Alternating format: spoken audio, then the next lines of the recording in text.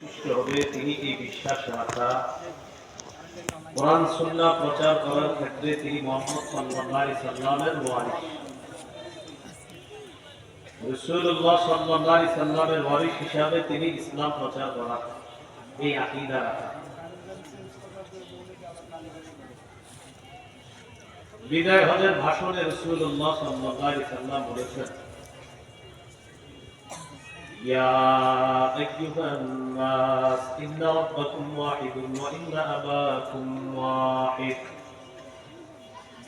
ألا لا فضل لعربي على عجمي ولا لعجمي على عربي ولا لأحمر على أسود ولا لأسود على أحمر إلا بالتقوى.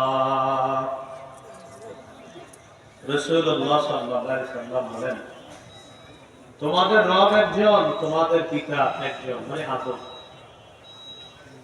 আরবের উপর অনারবের, অনারবের উপর আরবের কোন শ্রেষ্ঠত্ব নাই, সাদার উপর কালো, কালোর উপর সাদার কোন শ্রেষ্ঠত্ব নাই, কৃষ্ণাঙ্গের উপর শ্বেতাঙ্গ, শ্বেতাঙ্গের উপর কৃষ্ণাঙ্গ মানুষের কোন শ্রেষ্ঠত্ব নাই, ইল্লা বিত্তাকওয়া। তাকওয়ার মাধ্যমে শ্রেষ্ঠত্ব প্রমাণিত হবে। যা তাকওয়া বেশি দেখতে যেমনই হবে আল্লাহর কাছে সে সবচেয়ে সম্মানিত। এটা আল্লাহ তাআলা বলেন, ইন্না আকরামাকুম ইনদাল্লাহি আতকাকুম। তোমাদের মধ্যে যে সবচেয়ে বেশি আল্লাহকে ভয় করে সে তোমাদের মাঝে সবচেয়ে সম্মানিত। এগুলো 2 নম্বর বৈশিষ্ট্য। যে মানুষকে আল্লাহ দিয়ে দাওয়াত দিবে তার 3 নম্বর বৈশিষ্ট্য, ইয়াকুনা সাবিতান ফি দাওয়াতিহি ইলা আল্লাহ। মজবুত ভাবে দাওয়াত দিবে, ইস্তেকামাতের সাথে, দাওয়াত থেকে বিচ্যুত হওয়া যাবে না। সূরা আনকাবুতের 14 নম্বর আয়াতে আল্লাহ বলেন, ওয়ালাকাদ আরসালনা নূহান ইলা কওমিহি ফালাবিথা ফীহিম আলফ সানাতিন ইল্লা 50 আমা। আমি নূহ নবীকে তার জাতির মাঝে প্রেরণ করলাম, তিনি তাদের মাঝে 50 বছর কম 1000 বছর তথা 950 বছর দাওয়াতের কাজ অবিচলতার সাথে করেছে। তার দাওয়াতে বেশিরভাগ মানুষকে দাওয়াত দিলে তারা শুধু পিছনে হটতো, পলায়ন করত, দাওয়াত গ্রহণ করতো না, কিন্তু তিনি দাওয়াত দেওয়া বন্ধ করলেন। এই ব্যাপারে আরেকটা দৃষ্টান্ত সহিহ বুখারীর 240 নম্বর হাদিস, আব্দুল্লাহ ইবনে মাসউদ রাদিয়াল্লাহু তাআলা আনহু বর্ণনা তিনি বলেন, কানা রাসূলুল্লাহ সাল্লাল্লাহু আলাইহি ওয়াসাল্লাম ইউসাল্লি ফি ফিনাইল কাবা। রাসূলুল্লাহ সাল্লাল্লাহু আলাইহি ওয়াসাল্লাম কাবা চত্বরে নামাজ পড়তেছেন, পাশে কাফেররা বসে আছে। কাফেরদের মধ্যে একজন আরেকজনকে বলতে লাগলো, আইয়ুকুম ইয়াজিকু বিসালাজাতুরি আলি ফুলান ফায়াদউহু আলা যাহরিহি ইযা সাজাদা। আচ্ছা, তোমাদের মধ্যে কে পারবা অমুক এলাকায় যাবে, যাওয়ার পর ওটের নারী বুড়ি ওটের গোবর আনার পর মুহাম্মদ যখন সিজদায় যাবে তার কাঁধের উপর, তার পিঠের উপর রেখে দিবে। রকবা ইবনে আবি মুআইত নামে এক পাপিষ্ঠ উঠার পর ওই এলাকায় গেছে, যাওয়ার পর ওটের নারী বুড়ি প্রস্রাব পায়খানা এগুলো আছে, নবীজি সিজদায় গেছে, নবীজির কাঁধের উপর এগুলো রেখে দিয়েছে। সিজদা থেকে মাথা উঠাইতে পারতেছিলেন না।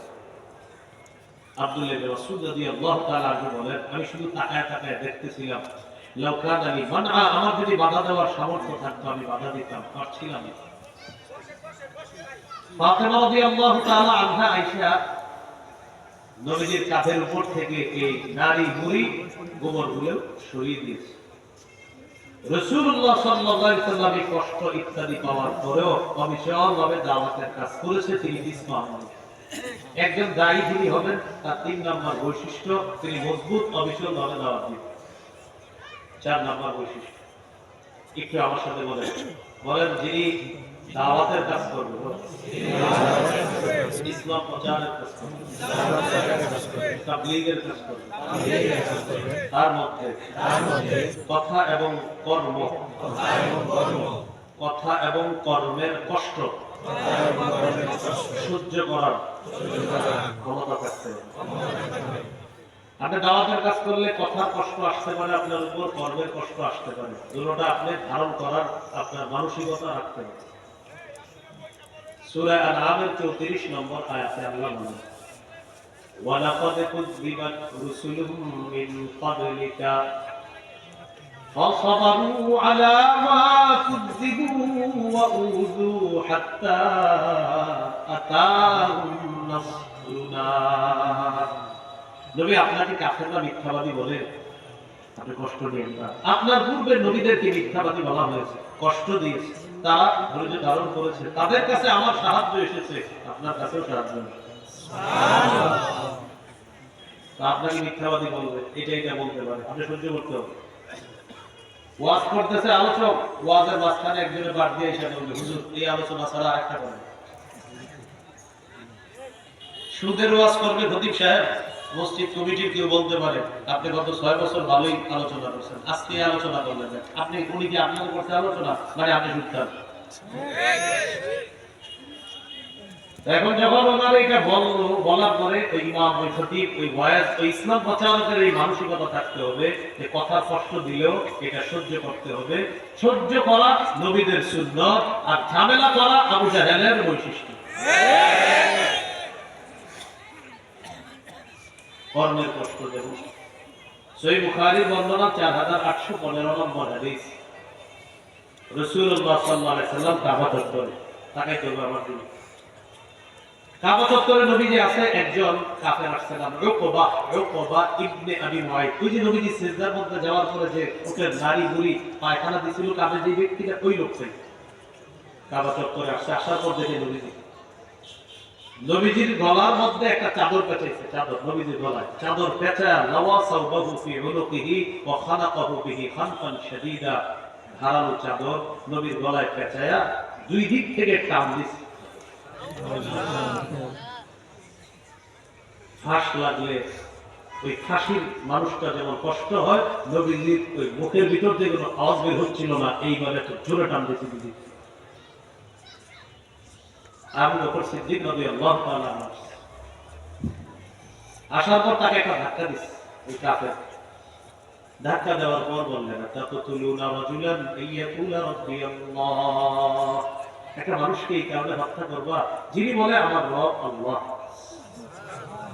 ওয়া ক্বাদ জাআকুম বিল বায়িনাতি মির রাব্বিকুম, এই সপক্ষে তিনি তোমাদের কাছে প্রমাণ নিয়ে এসেছেন, এরপরে মানুষটাকে তোমরা হত্যা করবা। কর্মের কষ্ট নবীকে দেওয়া হলো, নবীর গলায় চাদর পেঁচিয়ে নবীকে হত্যা করার চেষ্টা করা হলো। নবীজি অবিচল ভাবে দাওয়াতের কাজ চালিয়ে গেলেন। যিনি দাওয়াত দিবেন, যারা আমরা তাবলীগের কাজ করব, 4 নম্বর বৈশিষ্ট্য কথার কষ্ট, কর্মের কষ্ট, এটা ধারণ করতে হবে। 5 নম্বর আইয়ু আমিলান নাসালা কদরি উকুলিহি, মানুষের আকল অনুযায়ী মাঝে মাঝে দাওয়াতের কাজ করতে হবে, মানুষের আকল বোঝার চেষ্টা করতে হবে। সহিহ বুখারী 126 নম্বর হাদিস। নবীজির মন চাইতেছে কাবা ঘরটা সংস্কার করতে, নবীর মন চাইতেছে যে কাবাটা একটু আমি সংস্কার করবো, এটা ভেঙে সুন্দরভাবে আবার এটা বানিয়ে 2টা দরজা করবে, এটা নবীর নিয়ম, মন চায়, কিন্তু করতেছে না। আম্মা জান আয়েশা সিদ্দিকা রাদিয়াল্লাহু তাআলা আনহা বললেন, আয়েশা লাউলা কওমুকি হাদিসুন আহদুহুম, তোমার জাতি যদি নতুন মুসলমান না হতো, তারা নতুন নতুন মুসলমান না হইলে লানাকাসতুল কাবা ওয়া জাআলতু লাহা বাবাইন, বাবুন ইয়াদখুলুনা ফীহি ওয়া বাবুন ইয়াখরুজুনা মিন। আশা, তোমার জাতি নতুন মুসলমান না হলে আমি কাবাটা ভেঙে কাবার 2টা দরজা বানাইতাম, এক দরজা দিয়ে মানুষ প্রবেশ করত, আরেক দরজা দিয়ে মানুষ বের হইত। কিন্তু তোমার জাতি নতুন মুসলমান হয়েছে, এটা করতে গেলে তারা বলবে হ্যাঁ কি দরকার ছিল, এই জন্য তাদের আকল অনুযায়ী আমি কাজটা মন চাইতেছে করতে, তারপরে করতেছি না, তাদের মস্তিষ্ক প্রসূত কারণে আমি অফ হই না। কি বোঝা গেল এখানে? নবী চাইতেছে 2টা দরজা বানাইতে, কিন্তু যারা নতুন মুসলমান হয়েছে তারা এখন বলবে এটা কাবা ভাঙা কি দরকার, এরকম বলতে পারে। নবী তাদের আকল অনুযায়ী চুপ থাকলেন, কাবাটা সংস্কার করলেন না। এই কাজটাই পরবর্তীতে আব্দুল্লাহ ইবনে জুবায়ের রাদিয়াল্লাহু তাআলা করেছিলেন। এখান থেকে কি বোঝা যায়? যারা ইসলাম প্রচারের কাজ করবে তারা জাতির মস্তিষ্ক বোঝার চেষ্টা করতে হবে। 6 নাম্বার আইয়াকুনা আলিমান বিশরিয়াতিল্লাতী ইয়াদউ ইলাইহা, যারা জাতিকে দাওয়াত দিবে, ইসলাম প্রচারের কাজ করবে, দাওয়াত ও তাবলীগের কাজ করবে, তিনি যে বিষয়ে দাওয়াত দিবে ওই বিষয়ে জ্ঞান থাকতে হবে। আমি ঈমান ইয়াকিনের কথা বলবো, ততটুকু বলবো যতটুকু আমি জানি। আমি রাষ্ট্রের আদবে কথা বলবো ততটুকু যতটুকু আমি জানি।